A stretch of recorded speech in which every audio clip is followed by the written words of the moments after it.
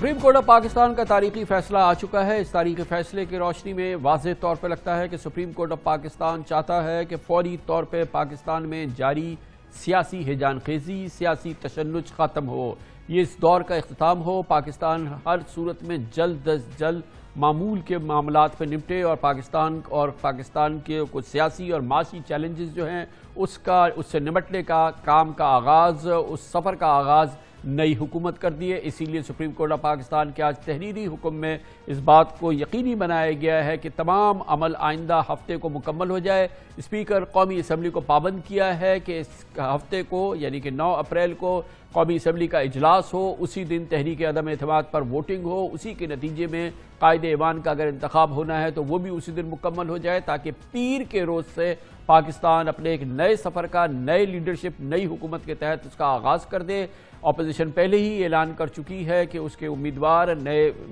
وزیر اعظم کے لیے جناب شہباز شریف ہوں گے۔ گویا کہ یہ ایک عمل ہے جس کا کہ آغاز ہونے جا رہا ہے اور کئی ہفتوں کی یہ مصیبت جو ہے، آفت جو ہے، وہ کسی صورت تھمتی نظر آ رہی ہے۔ اپوزیشن کی اس وقت ایک اجلاس جاری ہے جناب شہباز شریف کی رہائش گاہ پر، جہاں پر جناب آصف علی زرداری، بلاول بھٹو زرداری، شہباز شریف اور جناب مولانا فضل الرحمان اور دوسری جو ٹاپ لیڈرشپ ہے وہ موجود ہے اور کلیدی فیصلے ہو رہے ہیں۔ یقیناً اس حوالے سے دیکھنا یہ ہے کہ اپوزیشن کتنی تیار ہے آئندہ آنے والے چیلنجز کا مقابلہ کرنے کی۔ اس کی معلومات لیتے ہیں اور اس کے لیے ہمیں جوائن کر رہے ہیں، پاکستان پیپلز پارٹی سے تعلق رکھتے ہیں، سینئر رہنما ہیں پیپلز پارٹی کے سینیٹر مصطفیٰ نواز کھوکھر صاحب ہمارے ساتھ اسلام آباد سے موجود ہیں۔ بہت بہت شکریہ سینیٹر صاحب۔ یہ بتائیے گا آپ کی معلومات کے مطابق کتنی تیاری کی ہے اپوزیشن نے ان تمام چیلنجز سے کا مقابلہ کرنے کے لیے جو ان کے منتظر ہیں؟ بظاہر جو عوام تک بات سامنے آئی ہے اس میں تو ہمیں یہ لگتا ہے کہ بہت ہی کرٹیکل چیزیں ہیں وہ بھی ابھی تک انڈیسائیڈڈ ہیں۔ مثال کے طور پہ کتنے عرصے کی حکومت ہے، کتنے دن یہ حکومت چلے گی، اور اس کے علاوہ کہ حکومت کا شیپ کیا ہوگا، اور پھر جو اکانومی کے جو ہمارے سامنے ہرکیولین چیلنجز ہیں ان سے نبرد آزما کیسے ہوا جائے گا، اس کی اسٹریٹجی کیا ہے۔ چھوٹی چھوٹی چیزیں بھی مطلب بڑی امپورٹنٹ، بلکہ کہ IMF کے پروگرام میں رہنا ہے، نکلنا ہے، یہ ساری چیزیں، یہ کیا اب ان پہ بات چیت ہوگی؟ جی بہت بہت شکریہ خان صاحب، آپ نے اپنے ابتدائیے میں ٹھیک نشاندہی کی کہ ملک کو ہرکیولین چیلنجز کا سامنا ہے، بہت بڑے چیلنجز ہیں، اور جس کی مثال آپ کے سامنے موجود ہے کہ آج بھی مارکیٹ میں جو ڈالر ہے وہ 190 کے آس پاس مل رہا ہے اور ملنے کو دستیاب بھی نہیں ہے۔ پھر اس کے علاوہ ہمارے جو معاشی چیلنجز ہیں، جو کرائسس ہیں، وہ اس پولیٹیکل کرائسس کی وجہ سے مزید گہرے ہو گئے، اور ہم شکر گزار ہیں چیف جسٹس بندیال صاحب کے، سپریم کورٹ کے، کہ جنہوں نے آج ایک تاریخ ساز فیصلہ دیا۔ پاکستان میں سپریم کورٹ نے اپنے آپ کو ریڈیم کیا، ایک دفعہ پھر ڈاکٹرائن آف نیسیسٹی کو انہوں نے پرماننٹلی دفن کر دیا، اور اس چیز کا تعین کر دیا سپریم کورٹ کے تمام ججز نے متفق ہو کر کہ ہمارے ہاں حکمرانی آئین کی ہوگی، جو ہماری رول بک ہے اسی کے تحت سب کو چلنا ہوگا۔ تو سینیٹر صاحب کتنے تیار ہے اپوزیشن اس کانفیڈنس پہ پورا اترنے کے لیے؟ کتنی تیاری ہے اس کی جو آج سپریم کورٹ نے ریپوز کیا ہے آپ پہ؟ جی الٹیمیٹلی تو ہمیں بڑھنا تو الیکشنز کی جانب ہی ہے خان صاحب۔ آج چیف الیکشن کمشنر صاحب کی جو سٹیٹمنٹ تھی سپریم کورٹ کے سامنے، وہ بھی بہت اہم سٹیٹمنٹ تھی، کہ جس کے اندر الیکشنوں کی تیاری کے حوالے سے جب ان سے استفسار کیا گیا تو انہوں نے کہا کہ انہیں کم از کم 7 ماہ درکار ہے۔ ہماری بھی خواہش یہ ہے کہ فوراً الیکشنز کی طرف جایا جائے، جو الیکٹرل ریفارمز کرنی ہے ان کو فوراً جلد از جلد کیا جائے، اور آنے والی جو حکومت ہوگی ان الیکشنز کے نتیجے میں، ایک فری اینڈ فیئر الیکشنز کے نتیجے میں، اس کے پاس پھر اتنا مینڈیٹ ہوگا اور اتنے لمبے عرصے تک مینڈیٹ ہوگا کہ جو ریفارمز امپلیمنٹ کرنی ہے، جو معیشت کو سدھارنا ہے، اس کے لیے تمام چیزیں اور تمام انرجیز بروئے کار لے کے آئی جائیں۔ آپ بھی سمجھتے ہیں کہ یہ معیشت کو ٹھیک کرنا کوئی 2 مہینے کا کام نہیں، 1 مہینے کا کام نہیں، اس کے لیے کم از کم ایک ریفارم انیشیٹو لینے کے بعد 2-3 سال کسی بھی حکومت کو چاہیے ہوتے ہیں۔ تو سینیٹر صاحب اس کا مطلب یہ ہوا کہ اس وقت تو سارا فوکس یہ ہے، if I'm interpreting you right، کہ آپ جو فرما رہے ہیں کہ فی الحال صرف الیکشن ریفارمز وغیرہ کی طرف جانا ہے، اور پھر جلدی سے اس کو فکس کر کے صاف شفاف الیکشن کو یقینی بنانا ہے، اور دوسری چیزوں کے لیے کوئی لانگ ٹرم یا کوئی شارٹ ٹرم اس کی جو حکمت عملی فی الحال اس طرف نہیں جانا ہے، اور جلدی سے الیکشن کی طرف جا کے الیکشن کرا کے، تاکہ پھر نئی حکومت پوری فوکس سے اس کو لے کے آگے بڑھے. تو اب جو یہ انٹرم پیریڈ ہوگا اس میں ہم کوئی پالیسی ڈائریکشنز نہیں دیکھیں گے؟ جی آپ نے درست کہا.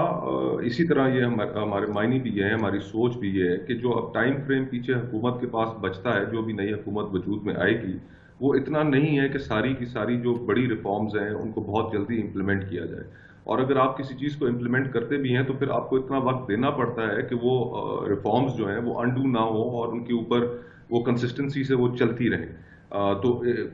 جو حکومت وجود میں آئے گی اس کے پاس اتنا وقت تو ہے نہیں. تو پہلی پرائرٹی تو یہی ہوگی کہ ہم الیکٹرل ریفارمز کریں, جو ریفارمز کی ضرورت ہیں جو ہمارے ایجنڈا پر ہیں وہ کریں, اور معیشت کو سدھارنے کے لیے جو کچھ بہت سی چیزیں ہیں ان کو بھی ہم انڈر ٹیک کریں تاکہ عوام کو ریلیف دیا جا سکے. جو اس وقت ہوش ربا مہنگائی ہے,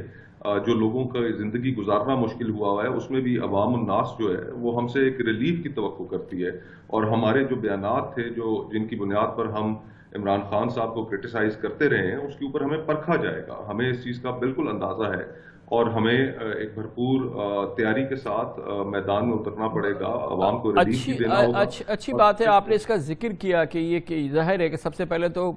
عوام یہ دیکھے گی کہ وہ گئے, آپ آئے تو آپ ہمارے لیے کیا لائے, اور یہ سب سے بڑا ایک سوال ہوگا جس کا کہ آپ کو جواب دینا ہوگا. اس کے ساتھ ہی ایک اور جو بنیادی جواب ہے مجھے یہ بتائیے گا کہ آپ لوگ نے ڈٹرمن کر لیا, بالکل طے ہے کہ آپ نے صرف قومی اسمبلی کا الیکشن کرانا ہے, صوبائی اسمبلی کا نہیں کرانا ہے, اور یہ بھی ایک جائگینٹک چیلنج ہوگا, ایک نیا چیلنج ہوگا, کبھی پاکستان کی ہسٹری میں نہیں ہوا.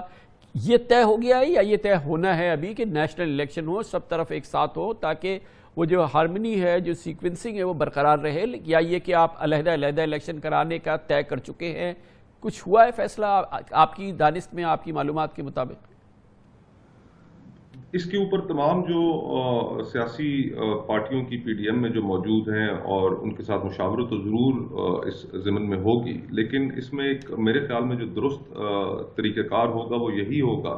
کہ جب بھی ملک میں الیکشنز ہوں تو وہ الیکشنز صوبائی اسمبلیوں کے ساتھ ساتھ قومی اسمبلی کے اکٹھے الیکشنز ہوں.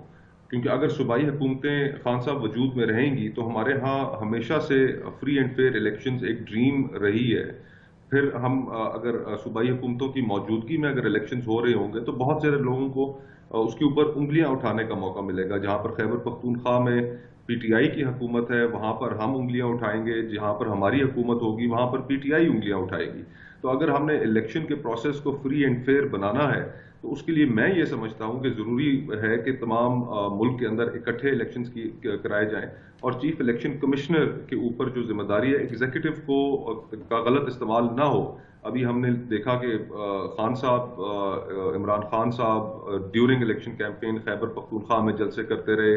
چیف الیکشن کمشنر ان کو نوٹس دیتے رہے, ان نوٹسز کی کوئی پرواہ نہیں کی حکومت نے. تو اس انوائرمنٹ میں پھر الیکشن متنازع ہو جاتے ہیں. تو ہماری پرائرٹی یہ ہونی چاہیے بحیثیت قوم کہ آج سپریم کورٹ کے اس خوشائن فیصلے کے بعد جو کچھ ریڈ لائنز طے ہوئی ہیں, ہم ایک آئینی اور ایک اچھا کانسٹیٹیوشنل پروسیس کے ذریعے, ڈیموکریٹک پروسیس کے ذریعے ایک ایسی حکومت لے کر آئیں جس کے اوپر کوئی انگلی اٹھا نہ سکے.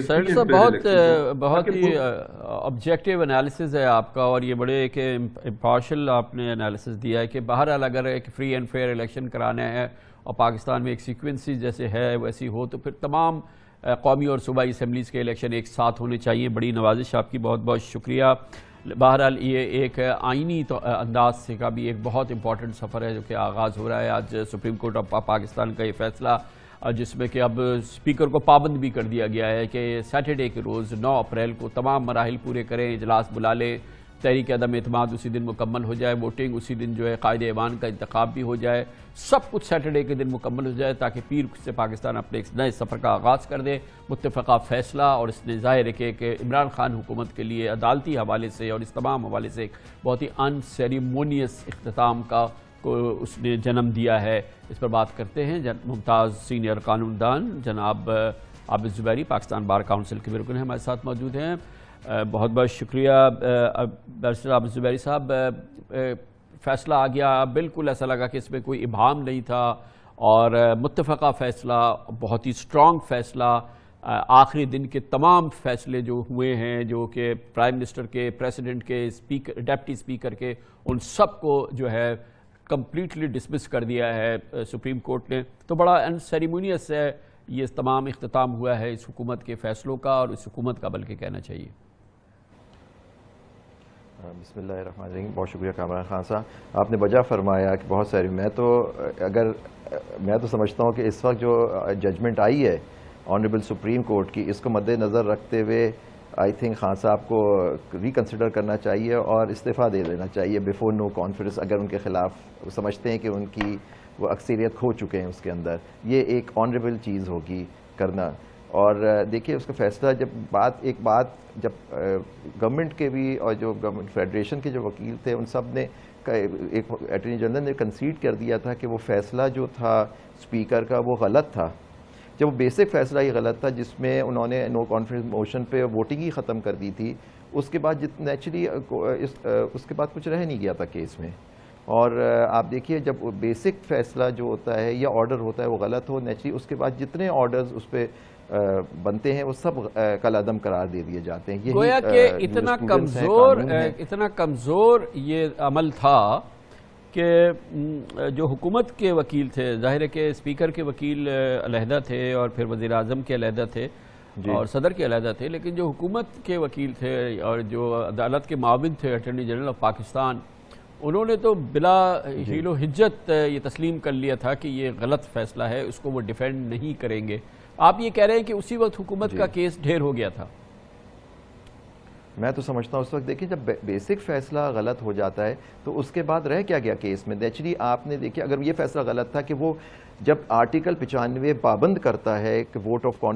نو کانفیڈنس کی موشن پہ ووٹنگ ہوگی، نیچرلی اگر آرٹیکل 95 میں اگر ریزولوشن آئے اس پہ ووٹنگ نہیں ہو تو اس کا مقصد کیا ہے؟ نیچرلی اس پہ ووٹنگ ہونا تھی، وہ روک دی گئی. وہ ایک آرڈر پاس کر دیا گیا کہ جی میں اس ریزولوشن کو ریجیکٹ کرتا ہوں. اور جب یہاں کنسیشن ہو گیا کہ جی یہ وہ آرڈر ہی اس کا ڈپٹی اسپیکر صاحب کا غلط تھا اور اس پہ تو نیچرلی اس کے بعد جتنے آرڈرز پاس ہوئے اگر وہی غلط تھا دیٹ مینس پرائم منسٹر جو تھے وہ آرٹیکل 58 کے تحت پابند تھے کہ وہ اسمبلی پریزیڈنٹ کو ایڈوائز نہیں کر سکتے تحلیل کرنے کے لیے، کیونکہ اس میں ایک قدغن لگائی گئی ہے کہ جس پرائم منسٹر کے خلاف اگر ووٹ آف نو کانفیڈنس کی موشن آ جائے وہ ایڈوائز بھی نہیں کر سکتا صدر مملکت کو اسمبلی کو تحلیل کرنے کی. تو نیچرلی جب آپ نے یہ مان لیا کہ وہ آرڈر ہی غلط تھا تو نیچرلی اگر وہ عورت غلط تھا تو وہ اس پہ اگر وہ ووٹنگ ہو جاتی تو نیچرلی بظاہر یہ لگ رہا تھا کہ پرائم منسٹر صاحب اپنی اکثریت کھو چکے ہیں، تو نیچرلی وہ ریزولوشن پاس ہو جاتی تو وہ اسی آرٹیکل 95(4) کے تحت تو وہ ceases to be prime minister ہو جاتے، ختم ہو جاتے اسی وقت. تو نیچرلی وہ وہاں تک بات ہی نہیں پہنچتی کہ وہ ایڈوائز کریں اور نہیں. تو اس طرح سے یہ جو انہوں نے طریقہ کار اپنایا کہ ان کے ریزولوشن کو ختم کیا، اس ریزولوشن جب ختم کیا تو وہ سمجھے کہ ان کی وہ پاورز واپس آ گئی، بحال ہو گئیں، جس کے تحت وہ صدر کو ایڈوائز کر سکتے ہیں اسمبلی تحلیل کرنے کی. تو نیچرلی آنریبل سپریم کورٹ نے یہی فیصلہ کیا ہے کہ اگر جب اوریجنل آرڈر ہی غلط تھا تو نیچرلی اس پہ جتنا آرڈرز بعد میں پاس ہوئے سب غلط تھے. تو یہ بالکل بجا فیصلہ ہے، قانون کی بالادستی کو مد نظر رکھا گیا. اس کے اندر دیکھیں آئین کی تشریح کرنا صرف عدالت عظمیٰ کام ہے. اس میں ایک بات اور بھی کلیئر ہو گئی کہ آرٹیکل 69 کی مدد نہیں لی جا سکتی کسی ان کانسٹیٹیوشنل آرڈر کے لیے.